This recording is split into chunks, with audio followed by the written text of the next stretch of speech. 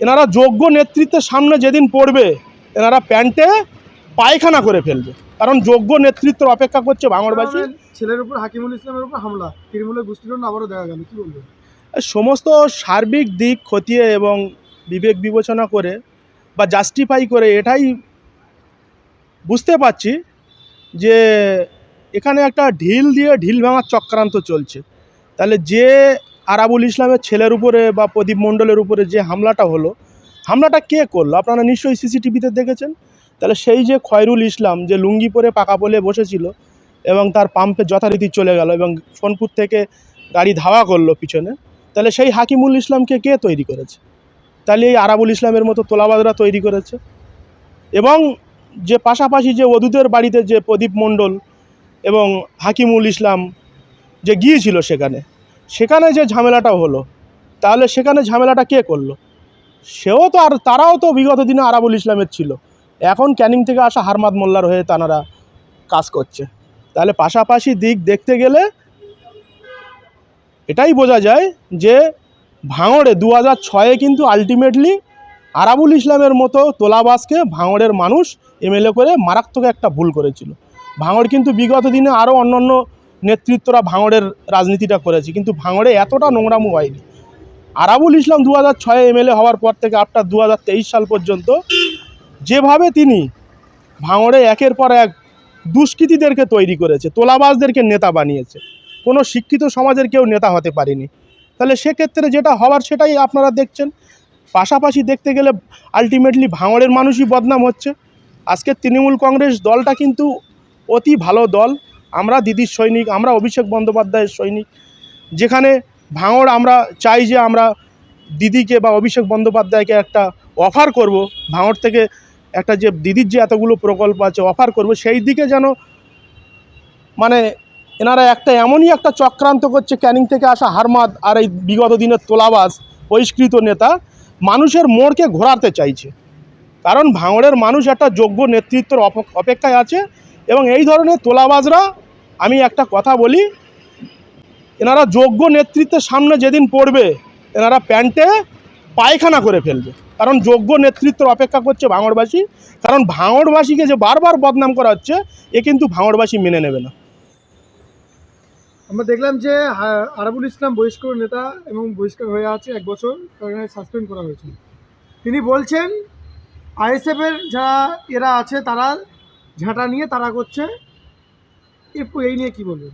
দেখুন, এখানে আমার তো মনে হয় যে সেই রাজারহাটের কোল থেকে একটা বুথ থেকে আসা এই তোলাবাজ আরাবুল ইসলামকে এবং ক্যানিং থেকে আসা হারমাদকে ভাঙড়ের মানুষ তৈরি হচ্ছে খুব শীঘ্রই। এদের এবং এদের যে কটা চেলাচামন্ডা আছে এদের টোটালটাইকে মানে ঝাঁটা মেরে ভাঙড়ে আর ঢুকতে দেবে না। কারণটা হলো, একদিকে শওকত মোল্লা বলছে যে আরাবুল কি মধুর হাঁড়ি চেটে চেটে অভ্যাসে পরিণত হয়ে গেছে, অপরদিকে আরাবুল ইসলাম বলছে যে শওকত মোল্লা কি মধুর হাঁড়ি পেয়েছে ভাঙড়ে। কিন্তু এদের কোনো উন্নয়ন বলে কোনো কাজ নেই যে গরিব অসহায় মানুষের পাশে দাঁড়াবে, এই ধরনের কোনো উক্তি এদের মধ্যে দেখা যায় না। সবসময় এদের এটাই দেখা যাচ্ছে যে এরা কীভাবে নিজেদের স্বার্থ সিদ্ধি লাভ করবে। এই টোটাল বিষয়গুলো কিন্তু অলরেডি ওপর নেতৃত্ব খতিয়ে দেখছে। আর এই যে রাজনৈতিক দিক, যে কোঅর্ডিনেটর বলে কোনো রাজনৈতিক দলের কোনো শব্দ হয় না। একটা দিদির যে উন্নয়নমূলক প্রকল্প আছে সেগুলো খতিয়ে দেখতে পারে। এই নয়, কালকে যে দেখলাম অদূতের বাড়ির সামনে যারা রীতিমতো এর একটা সিদ্ধান্ত যে নিল, সেখানে কি হলো? আলটিমেটলি সেখানে যারা দুষ্কৃতী, যারা মানে তাদের পিছনে কোনো কর্মী নেই। কালকে যে পরপর দুটো মারপিট হলো, একটা অদূতের বাড়ির সামনে, একটা আরাবুল ইসলামের পাম্পে, তাহলে সেখানে কিন্তু নেতারা গিয়ে মারছে। তাহলে কোনো রাজনৈতিক দলের যদি মারপিট হয় তাহলে সেখানে কর্মীরা যায়, কিন্তু সেখানে নেতারা গিয়ে মারছে, তার মানে এদের পিছনে কর্মী নেই। আলটিমেটলি শওকত মোল্লাও সেখানে বারবার বলছে যে বুথই 10টা করে লোক তোমরা সেটিং করো, 10টা করে লোক নিয়ে এসো। তাহলে উন্নয়ন কিভাবে হবে সেই দিকে না নজর দিয়ে এনারা শুধু কিভাবে নিজেদের স্বার্থসিদ্ধি লাভ করবে সেই দিকেই তাকিয়ে আছে। বিধানসভা ভোটের আগে আমরা দেখছি যে কি কারণে হঠাৎ দুষ্কৃতকাণ্ড হতে পারে, কি কারণে আপনার কি বলবেন, মতামত জানাবেন? না, সেটা তো বললাম যে একদিকে মানে ভাঙড় যে একটা সোনার খনি হিসাবে, আজকের ভাঙড়ে দেখুন পাশাপাশি দেখতে গেলে সেই বামফ্রন্ট পিরিয়ড থেকে রেজ্জাক মোল্লা এসে ভাঙড়ে রাত চালাতো, পাশাপাশি সাত্তার মোল্লা এসে রাত চালাতো।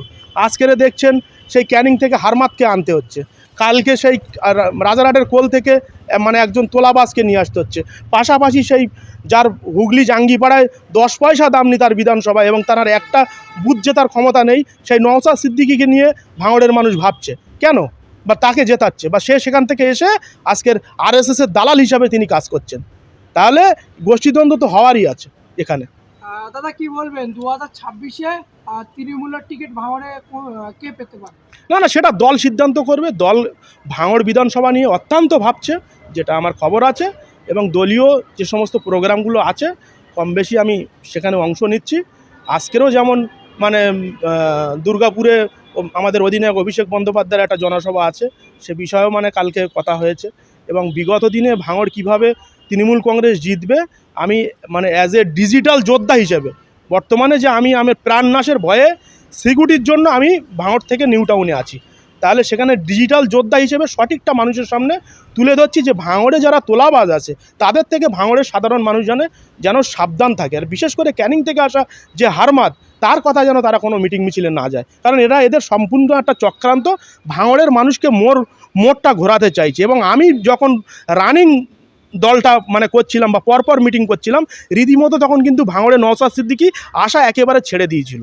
এবং যখন আমি আজকের 2.5 মাস ভাঙড়ে নেই, তখন কিন্তু সেই আইএসএফ নওশাদ সিদ্দিকী আরএসএসের দালাল সে কিন্তু অলরেডি মাথা চাড়া দিয়েছে।